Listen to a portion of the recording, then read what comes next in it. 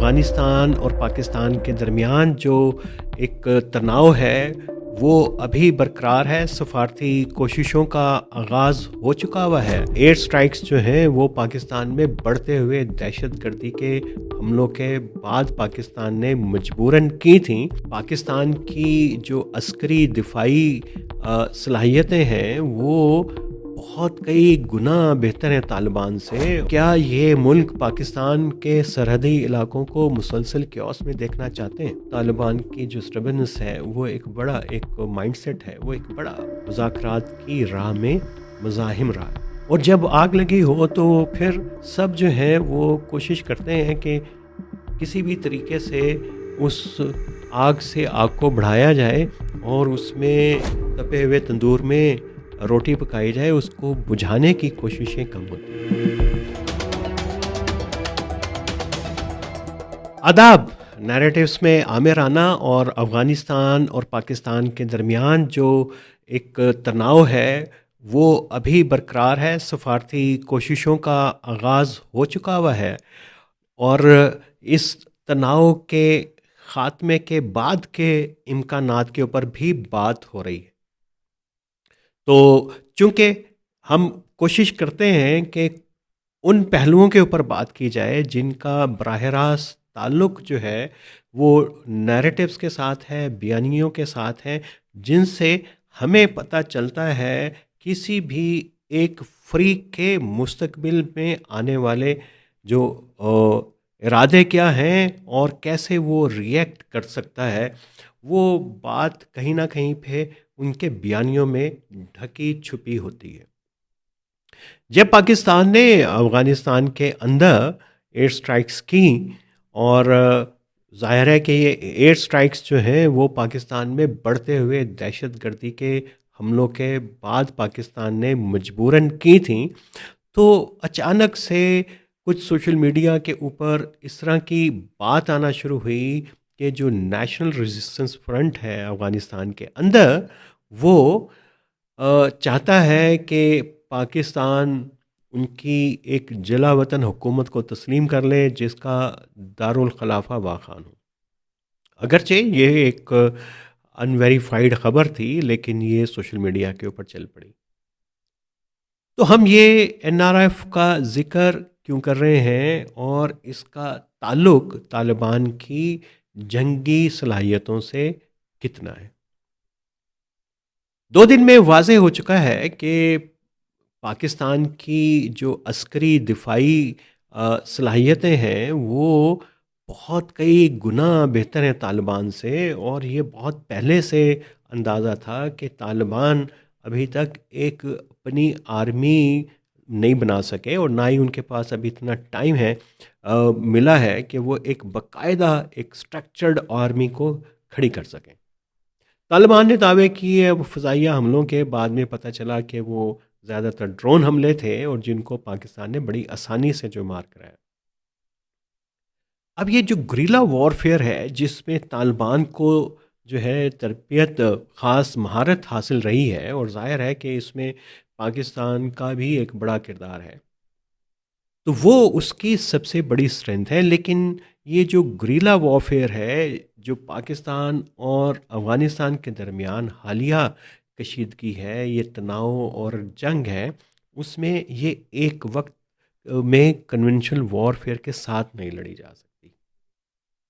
अफ़गानिस्तान के तालिबान का इरादा तो पूरा है कि वो अपनी हिम्मत के मुताबिक एक पूरी कन्वेंशनल वॉर को छेड़ें, लेकिन उनकी स्ट्रेंथ सिर्फ गुरिल्ला वॉरफेयर में, और गुरिल्ला वॉरफेयर कन्वेंशनल वॉरफेयर में इफेक्टिवली इस्तेमाल नहीं हो सकती। इसके लिए एक बड़ा क्योस वाला टाइम चाहिए और क्योस जो है वो सियासी हालात से पैदा होता है, बिगड़ती हुई सिक्योरिटी की सूरत हाल से पैदा होता है, इस कुछ समाजी अबतरी की वजह से पैदा होता है। तो उससे तालिबान को वेट करना पड़ेगा कि कुछ वक्त थम जाए। तो जब ये क्योस के दिनों के अंदर गुरिल्ला वॉरफेयर को काउंटर करने की जो सबसे इफेक्टिव तरकीब होती है वो ये कि आप अपने मुखालिफ कैंप के अंदर, मुल्क के अंदर एक सियासी मुज़ाहमत जो है उसको ट्रिगर कर दें। तो अगर तालिबान मुस्तकबिल में कोई ऐसा इरादा रखते हैं कि वो पाकिस्तान के सरहदी इलाकों के अंदर अपनी जो प्रॉक्सीज, जो टीटीपी, गुल बहादुर, आईएमपी और ये जो अलकायदा, इंडियन सब कॉन्टिनेंट, इस तरह के जो ग्रुप हैं उनको एक्टिव करे और इंटेंसिफाई करे दहशत गर्दी की कार्रवाइयों को, और सरहदों के ऊपर गुरिल्ला वॉरफेयर शुरू करें, तो उसका एक स्पेकुलेटिव आंसर, हाइपोथेटिकल आंसर ये कि पाकिस्तान फिर उनके अंदर रेजिस्टेंस क्रिएट करेगा, और ये पॉलिटिकल रेजिस्टेंस भी होगी और ये किसी मरहले के ऊपर वायलेंट भी हो सकती है। और ये बुनियादी तौर के ऊपर इसमें नेशनल रेजिस्टेंस फ्रंट का नाम आता रहा है, माजी में एक मरतबा फिर आया। हमें पता है कि अहमद शाह मसूद के जो बेटे हैं, वो अहमद मसूद जो है वो इसकी सरबराही कर रहे हैं। इसका कोई बड़ा कोई स्ट्रक्चर नहीं है, इनके पास फाइटर्स भी हैं 2000 से 5000 के करीब। ज़्यादातर जो इनकी लीडरशिप है वो सेंट्रल एशिया के अंदर है। ताजिकिस्तान इनका एक ख़ास तौर के ऊपर एक इनका हब रहा है। फिर अंकारा में इनके बहुत सारे लोगों की मौजूदगी की इतलात हैं, और पाकिस्तान के साथ ये राब्ते में रहे हैं। और आपको याद होगा कि जब 15 अगस्त 2021 को तालिबान ने टेक ओवर किया था काबुल को, तो उस वक्त एक रिकन्सिलिएशन का प्रोसेस चल रहा था पाकिस्तान में। उस वक्त नॉर्दर्न अलाइंस की लीडरशिप जो जो ज़्यादातर नेशनल रेजिस्टेंस फ्रंट के अंदर है, वो इस्लामाबाद में मौजूद थी, और यहीं से वो है बाकी ममालिक की तरफ जो है वो गए। तो अब क्या पाकिस्तान को ये फैसिलिटी अवेलेबल होगी? ये पूरा हम एक स्पेकुलेटिव फ्रेमवर्क के अंदर, और ख़ास तौर के ऊपर कि जो नॉर्दर्न अलाइंस की पाकिस्तान के साथ एक बड़ा ही एक तारीख़ है, और तारीख़ जो वो तल्ख़ तारीख़ है, और पाकिस्तान सपोर्ट करता है तालिबान को।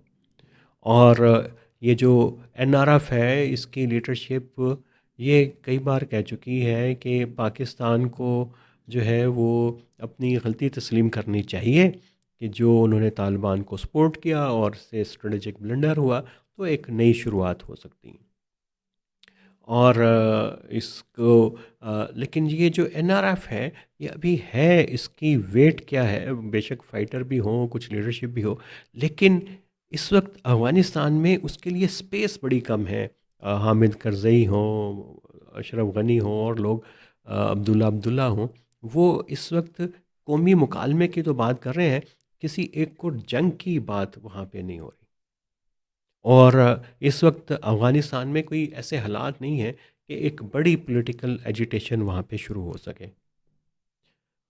चले उसके तो प्रॉस्पेक्ट्स कितने हैं एनआरएफ के, लेकिन ये इस बात में कोई सदाकत नहीं है कि उन्होंने कोई पाकिस्तान से कहा कि उनकी जलावतन हुकूमत बनाई जाए, तस्लीम किया जाए, वाह खान को उसका जो है दारुल खिलाफा बनाया जाए।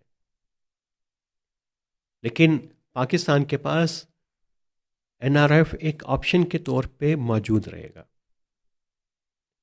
और ये उस सूरत के अंदर होगा ये जब कि तालिबान जो है वो अपने दहशत गर्दी और गुरिल्ला वारफेयर से मुतल्लिक जो है इरादों में कोई कमी नहीं लाते, बल्कि इस कॉन्फ्लिक्ट को आगे जो है बढ़ाना चाहते हैं। और अगर पाकिस्तान को एनआरएफ को एक्टिव करना पड़ा, तो इसको फिर ख़ासतौर से हमसाया ममालिक की, सेंट्रल एशिया की, तुर्की की और चीन की भी मावनत, कम अज़ कम हमायत हासिल करना होगी, जो इस वक्त खासी मुश्किल है, क्योंकि ऐसा कोई भी मुल्क अफ़गानिस्तान को दोबारा एक बड़े क्योस में नहीं देखना चाहता। लेकिन ये सवाल ये भी है, तो क्या ये मुल्क पाकिस्तान के सरहदी इलाकों को मुसलसल क्योस में देखना चाहते हैं? अगर नहीं, तो फिर कहीं ना कहीं पे फिर डिप्लोमेटिक चैनल्स को इफेक्टिव करना पड़ेगा और उनको यूटिलाइज करना पड़ेगा। और उसके लिए जो पाकिस्तान के जितने भी अभी तक मुज़ाकरात हुए, बाईलैटरल हुए, किसी की सालसी के अंदर हुए, वो तालिबान की जो स्टबर्नस है, वो एक बड़ा एक माइंडसेट है, वो एक बड़ा मुज़ाकरात की राह में मज़ाहिम रहा है। जब तक वो रिव्यू नहीं करते, अपने ताल्लुकात को दहशतगर्द ग्रोहों के हवाले से और अक़वाम मुत्तहिदा को मुतमईन नहीं करते, अपने हमसाया ममालिक को मुतमईन नहीं करते, कोई वेरीफाइएबल मेकनिज़म नहीं बनाते कि उनकी ज़मीन जो है वो दहशत गर्दी के लिए इस्तेमाल नहीं हो रही, तब तक ये बात आगे बढ़ेगी नहीं। ये मुमकिन है कि तालिबान के अंदर जो है वो कुछ ऐसे गिरोह मौजूद हों जो जंग ना चाहते हों, जो अमन चाहते हों, लेकिन फ़िलहाल वो कहीं दूर दूर तक नज़र नहीं आ रहे, बावजूद के तालिबान के रैंक्स के अंदर इख्तलाफात हैं। और लेकिन ये किसी बड़ी बहुत बड़ी तब्दीली और फूट की तरफ जाते हुए नज़र नहीं आते। तो चैलेंजेस जो हैं वो कॉम्प्लेक्स हैं, और 2026 के अंदर जो ये है ये मामला किसी किनारे लगने वाला नज़र नहीं आता। और ये सूरत सिर्फ एक ही सूरत में मुमकिन हो सकता है, जब बहुत ही एक्सटेंसिव डिप्लोमेटिक जो इंटरवेंशन हो, और जिस किस्म के प्रोसेसेस जो हैं वो होते रहे हैं अफ़गानिस्तान के हवाले से, वो जिनीवा कन्वेंशन से लेके और दोहा एग्रीमेंट तक, उस किस्म की इफ़ेक्टिव जो है मेकनिज़म जो चाहिए इस कॉन्फ्लिक्ट को यहाँ पे रोकने के लिए, और पाकिस्तान और अफ़गानिस्तान के ताल्लुकात को एक दुरुस्त सिमत के अंदर लेके जाने के लिए। तो क्या इतना कैपिटल पाकिस्तान के पास, अफ़गानिस्तान के पास, इस खित्ते के पास है कि इस बढ़ते हुए तनाव को रोक सकें? और ख़ास तौर पे उस वक्त कि जब पूरी इलाक़ाई सूरत हाल तब्दील हो रही है, सऊदी अरब यूएई की एक कशमकश है अजीबो गरीब इस पूरे ख़ित्ते में। और ये पाकिस्तान, इंडिया, पाकिस्तान, अफ़गानिस्तान, ईरान से लेके पूरा मिडल ईस्ट और फिर अफ्रीका, ये एक पूरा ऐसे लगता है कि ये एक आग में, एक कॉन्फ्लिक्ट के अंदर ये पूरे रीजन जल रहे हैं। और जब आग लगी हो तो फिर सब जो है वो कोशिश करते हैं कि किसी भी तरीके से उस आग से आग को बढ़ाया जाए, और उसमें तपे हुए तंदूर में रोटी पकाई जाए, उसको बुझाने की कोशिशें कम होती हैं। तो ये भी एक तनाजुर है, और उसमें ज़्यादा चांसेस यही होते हैं कि जो मुल्क हैं, जो कौमें हैं, वो ऐसे सॉल्यूशंस की तरफ जाती हैं जो कॉन्फ्लिक्ट को प्रोलॉन्ग करने वाली होती हैं। मसलन तालिबान अपनी वर्स्ट जो ऑप्शंस को इस्तेमाल कर सकते हैं कि दहशतगर्दी के साथ ताउन में इजाफा कर सकते हैं, टीटीप को ज़्यादा एम्पावर कर सकते हैं, अपने फाइटर्स को उसके साथ और गुल बहादुर के साथ, अलकायदा के साथ ज़्यादा इंगेज कर सकते हैं। और पाकिस्तान की जो ऑप्शन है कि तालिबान के अफ़गानिस्तान के अंदर, और जो पाकिस्तान का एक तजर्बा तो काफ़ी है अफ़गानिस्तान में इस किस्म की इंटरवेंशंस को लॉन्च करने का, लेकिन क्या इमीडिएटली फ़ौरी तौर पे पाकिस्तान ये कर पाएगा? और पाकिस्तान ने जो पूरा एक मुजाहिदीन का इंफ्रास्ट्रक्चर खड़ा किया था जुल्फ़िकार अली भुट्टो और जनरल नसीरुल्लाह बाबर की मदद से, वो बहुत वक्त लगा था। और ये एक मुकम्मल शिफ्ट के साथ, एक नए, एक ऐसे ब्लॉक के साथ जिसके ताल्लुकात माजी में बेशक अच्छे रहे हों, लेकिन माजी करीब में आपके ताल्लुकात में बड़ा जो है पेचीदगी थी, उनके उनके ऊपर रिलाय करें, उनके ऊपर इन्हिसार करें, और एक और रेजिस्टेंस खड़ी खड़ी करें। और फिर ये भी कि इस प्रॉक्सी वॉरफेयर में ये तो कॉन्फ्लिक्ट तो बढ़ेगा, अफ़गानिस्तान के अंदर स्टेबिलिटी नहीं आएगी, तो पाकिस्तान का जो ड्रीम है सेंट्रल एशिया तक जाने का और यूरोप तक पहुंचने का, तो वो मुमकिन नहीं होगा। और सबसे अहम ये कि जिस अमन की बात हम करते हैं वो फिर हासिल कैसे होगा? तो क्या ये मुमकिन है कि हम सब मिल के ऐसी ऑप्शंस के ऊपर भी बात करें जो हमें अमन की तरफ लेके जा सकती हो? अमन की जो बात हो रही है वो अभी तक सफारती चैनल्स के हवाले से हो रही है। मौलाना फजलुर रहमान जो हैं वो तशवीश का इजहार कर रहे हैं। तो पाकिस्तान में वो कौन कौन सी ऐसे जगह हैं, सेगमेंट हैं सोसाइटी के, जो पुरअमन हल के लिए अपना किरदार अदा कर सकते हैं? ये वो अहम पहलू है जिसके ऊपर हम बात करेंगे आने वाले दिनों के अंदर, और ये कि ये अमन की काविशें कैसे बराबर हो सकते हैं, या एटलीस्ट अफ़गानिस्तान को एक ज़्यादा लंबी दहशतगर्दी की जंग जो है पाकिस्तान के ख़िलाफ़ छेड़ने से उसको रोक सके, उसको उसके रिस्क को मिनिमाइज़ कर सके, और पाकिस्तान के अंदर जो गुस्सा है अफ़गानिस्तान के ऊपर और दहशतगर्दी के अंदर उसके रोल के ऊपर, वो उसको दोबारा से उसी रैशनल डोमेन में ला सके जो पॉलिसी पाकिस्तान की 2023 और 24 तक थी। करेंगे इसके ऊपर बात, तो जुड़े रहिए नैरेटिव्स विद आमिर राना के साथ।